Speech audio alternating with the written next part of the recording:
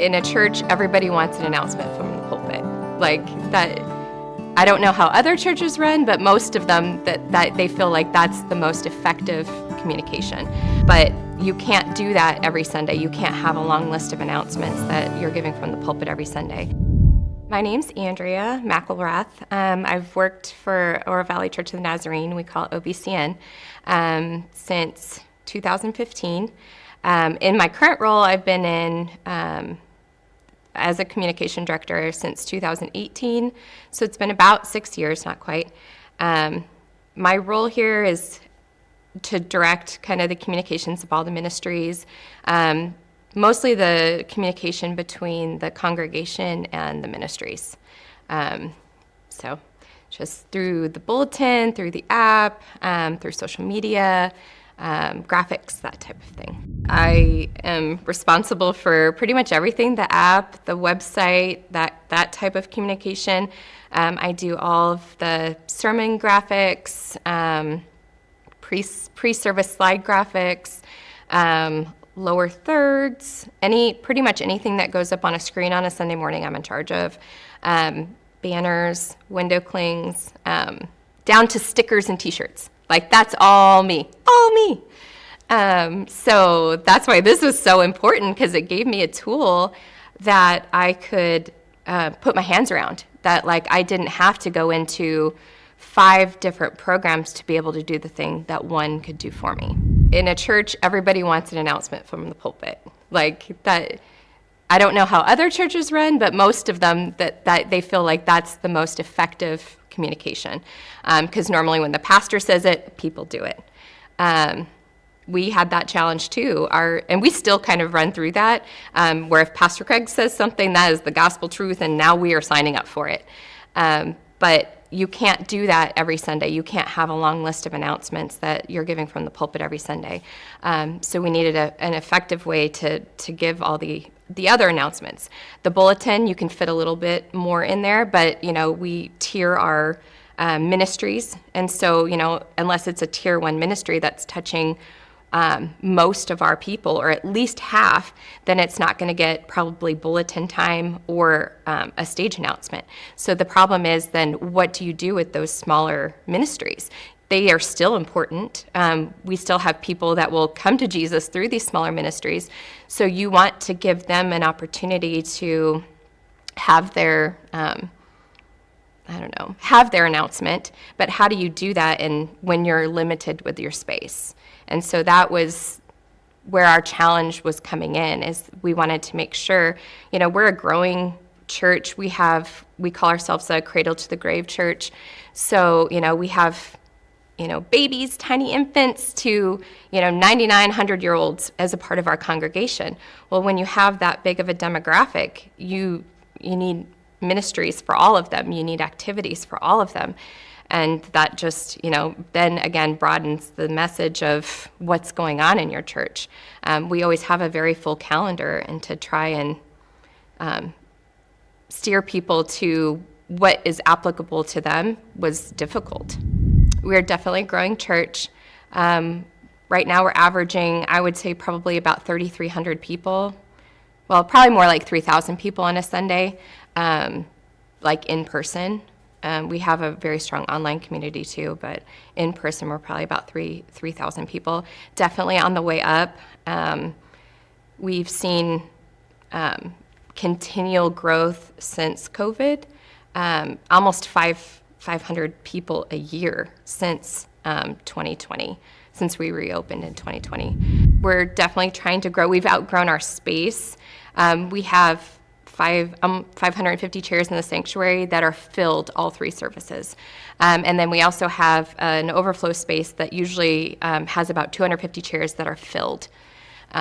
So it's a busy church on a Sunday morning.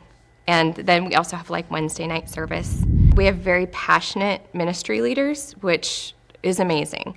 But that just means that they all want the spotlight for their ministry. So it's really hard to manage when you have about a minute and a half for an announcement on a Sunday, or you have 2 sentences in the bulletin.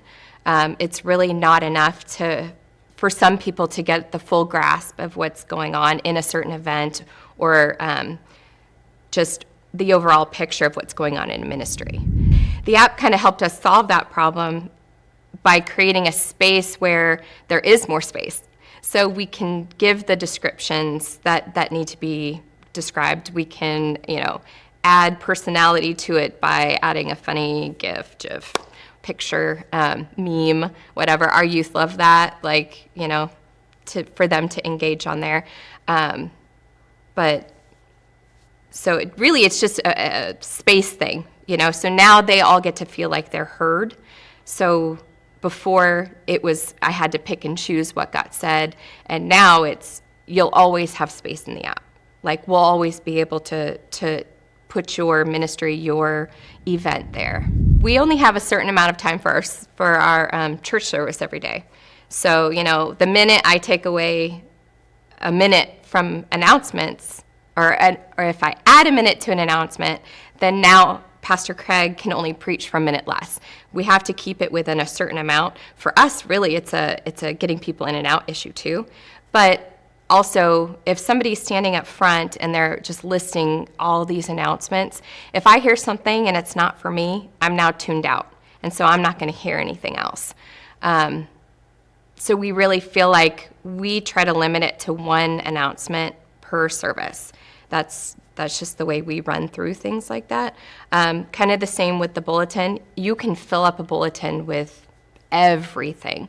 It just, after a while, feels like it becomes white noise, and people don't read through it.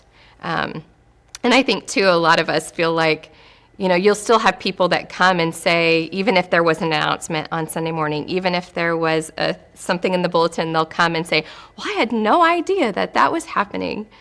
And so we always joke, we're like, we'll send up smoke signals and make personal phone calls to everyone. And but that's what the app does, is it does make a personal phone call. You want to know what's going on for you. You can pull it up now on your phone, and everything that you could possibly want to do is now right there in front of you. So I don't have to make personal phone calls. We were in a fast-growing stage, and we realized right away we had gone from about 1,500 people on a Sunday to 2,000, within 6 months. So it was this really fast growth spurt that really kind of spurred this on, knowing that we really had to find a good way to communicate with all these new people that are used to adopting an app, that are used to, I want to go have mod pizza. Well, I'm going to pull up my app and I'm going to order my mod. So they're used to that app culture. And so that's why we loved it. And that was why the shift we felt was just such a perfect time for us. We knew we would keep growing just with the trends, with what we were doing, with who was coming in. We knew that trend would continue. So we wanted to really solve a problem before it was a huge problem. That was for sure one of the executive team's goals at that time, was looking for ways to make my job easier, for ways to make their job easier. We really didn't have a firm grasp on our next step, our next step, I don't want to say program, but just next steps in general, what order, what we wanted to consider. So sitting down with Studio C, with Blue, he helped us really come up with firm directions for which badges we wanted, for even the strategy behind that, as far as what parts of our ministries would be actual ministries, what parts are groups, how would we group those together into even our website. So sitting down and doing that strategy session with them was so helpful for us, because like I said, we were growing so fast. We didn't have that structure behind us already. So with them coming in and doing that really helped us to know how we wanted to move forward. So it was very enlightening for us, and it really set a good platform for us to then move forward here with. the original setup and learning software is always, going to take some time. It's never an easy process to, start from scratch to learn something. But once you have your structure in place, once you have some of your messages in place, it really is so easy. It's so, like the back end of putting in new things is so simple. Like COC has made it so easy. I can choose a message from a gallery and slide it in. So the time that is now involved in this huge communication piece is so minimal.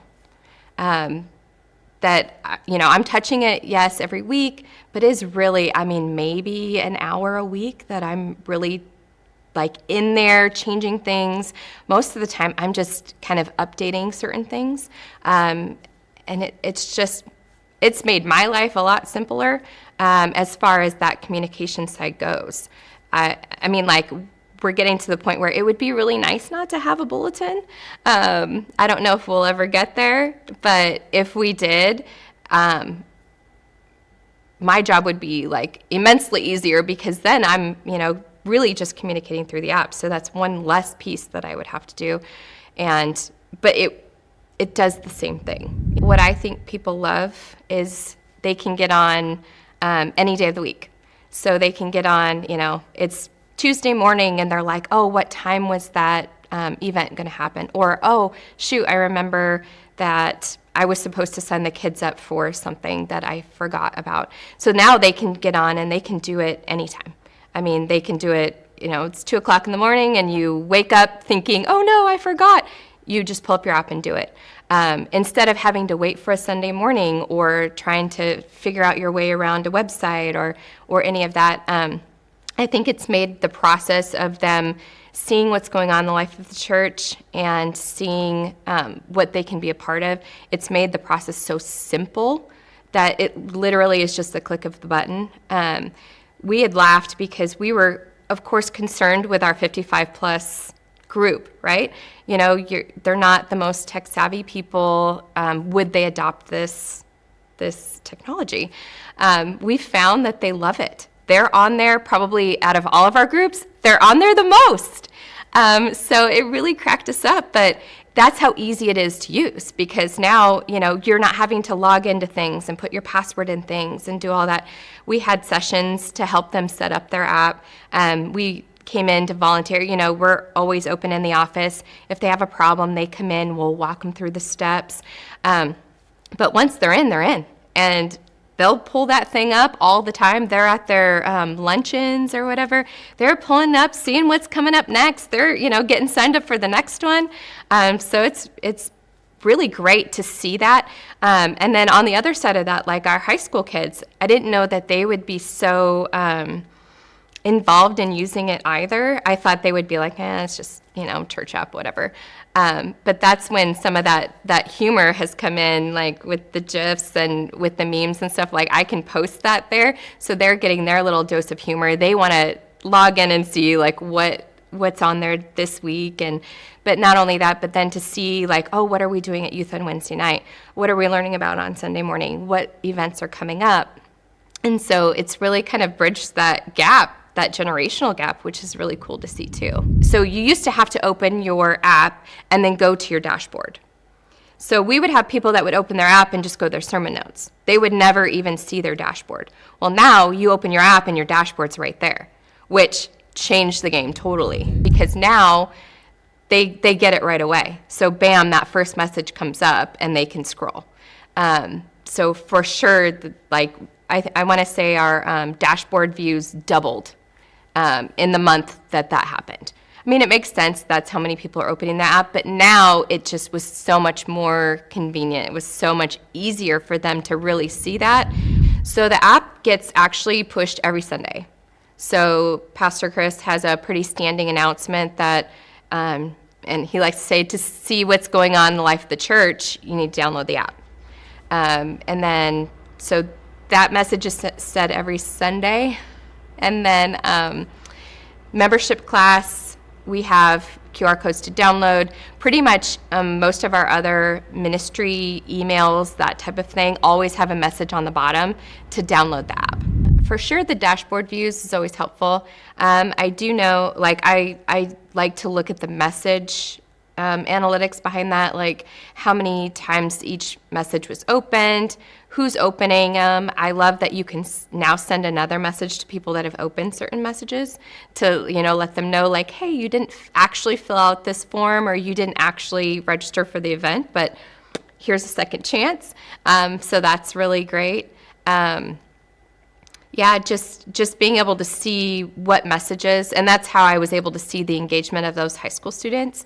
That's how you can see the engagement of even some of those smaller ministry pieces that might not get the 500 clicks like an all church event would get. You can still see that people are seeing that message and are engaging with that message even on a smaller scale. Usually the first of the year we have a 10-day fast where you can only get the devotional through your app. For the summer, we're probably going to do devotions on the app for the summer. So a lot of times if you have stuff that you can drive them specifically there and they can only get there, it really does up the engagement there too. We're kind of a staff that, like, when we make a decision, we're all in. It's 100% going forward. It's never like, is it going to work? Is it not going to work? We're like, this is the decision we made, and we're going to make sure it works. So there was really no, like, skepticism, I guess. We're optimists that way, that it was, this is our plan, and this is, and of course there'll be roadblocks, but those are things that you can, those are times when we've reached out to Studio C and said, hey, this is a problem we're seeing. Do you guys have a solution for it? And a lot of times I'll get the feedback that's like, oh yeah, we've seen that. We know, we are working on this. And so that relationship has been amazing for us to, be able to reach out to them and say, this is a problem. And then for them to reach back and say, yes, we know. So it's like, just the synergy of that is so huge. So I guess we didn't really have any hesitation, but that's kind of the personality of us, I guess. It is a heavy lift at the front end, but if you can get through that initial period, like, the payoff is huge. So it's a little bit of pain for a lot of gain. Oh, I never felt like I was on my own. I knew I could always reach out. So that was never a question in my mind. Through the whole process, they were like, let us know what you need. Let us know how we can help. They were, like, on it. If I would ever send an email, I would get a response immediately, phone calls, anything, anytime I had questions that I couldn't solve on my own, anytime I had, any problems, it was just an immediate response. So I didn't really feel like I was ever left just kind of on an island by myself to do it. We haven't really replaced email. Email is still a thing. So, but when you get so big, there's a lot of times where emails are going to spam or something like that. And so for people to still be able to get the message when they want the message, that's why the dashboard was so useful. So they didn't have to wait for that monthly email. They didn't have to wait for that text message. It's right there all the time. I think that's our favorite part of the app, is that, like I said, no matter what day of the week, no matter what time of the day, they have church right there. They can open it up. They can see their sermon notes if they want to look ahead. They can see, they can give. They can, if they have a prayer request or something like that, they can just open that up and do it right then. There's not, because we have our phones with us all the time now. Most of us are never without our phone. So whether you're waiting at the doctor's office or, you're in bed and something sparks your mind, you have this immediate touch point where you can see what's going on. You can put in that prayer request. You can do whatever you need to do right then. There's not that waiting that would have happened before where, you're waiting on the email or you're waiting on the text message or you're waiting to come on a Sunday morning to find out more information. So it really closed that timing gap where, and I feel like especially in society nowadays where we want stuff now, we want to do it now, that now is the dashboard. So Chris can give an announcement or Craig can give an announcement on a Sunday morning. They can open it up right there and sign up for it. Or they can, see the new missions thing right there while the announcement's being given instead of having to wait for that email or wait to get onto a computer later. Well, I mean, there's definitely not the amount of stuff coming out. We do like a monthly newsletter for our mission or for our ministries. So each ministry pretty much has a monthly thing, and then there'll be the occasional text message for deadlines of certain events. But what we've really found is too, what's changed is our events are all sold out now. So because they have that immediate access, they're not waiting. Our events are selling out sooner. So that helps us in the planning stages of things because now, we're not waiting till that last minute where are we going to have the 200 people that we had planned for? Or are we only going to have, 100 people? So that ability to plan because we know everybody's been able to sign up ahead of time has been super helpful too. But as far as the overall communicating, I think there's just not as much flooding out, which again, anytime you have a lot coming out, it kind of muddles the message. If I'm getting 55 plus emails and I'm getting men's emails and I'm getting kids emails or, all of that, it just becomes a muddled mess. And it's really hard to sort through until the point of I'm just getting too many emails, I'm just going to unsubscribe. So it's just a way to keep that level down and not inundate people.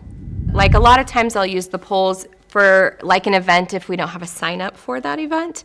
So we do Monday Night Football. We have a Monday Night Football game. We show on our huge screen in the third space. We have all kinds of tailgating food, super fun event, but it's not a sign up. There's no RSVP. So I can put the message on there that's come to Monday Night Football, but it doesn't quite get the same oomph as it does. So I put a poll. It could be a poll of, who's your favorite team, which is super easy to, who do you think's going to win the Super Bowl, to who has the, on the women's side, it was who has the best uniform colors or, whatever. But I love that I can change that and make it, for guys, it's let us know who's going to win the Super Bowl. And for ladies, it can be who's the handsomest coach in football or, who has the best looking uniforms or whatever. So that's kind of the fun thing. If they answer that poll, generally the message will come up that says, well, that's great, you're invited to Monday Night Football, and then some kind of silly message that goes along with the question. And then sometimes it's more serious questions, like what kind of things are you struggling with? What kind of sermons would you like to hear from Pastor Craig? What types of things? So those kinds of things, and then we use that data, Craig can use that for future ideas for sermon series to note, and that's a touch point right onto the congregation is, where are you? What are you needing right now? And that kind of helps bridge the gap too between leadership and the congregation. So that's why polls are super helpful. Sometimes they can seem funny or seem silly, but then the data behind them is telling.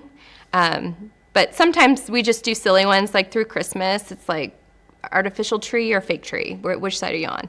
And then, it's an invite somewhere, or it's, we let them know. The funny thing is those are probably the messages we get the most responses to out of everything is a poll. So I have a very quirky, sarcastic sense of humor. So I think it's fun to put stuff up there. And like I said, the youth think it's hilarious because, they'll get on just to check to see what I've put on their message.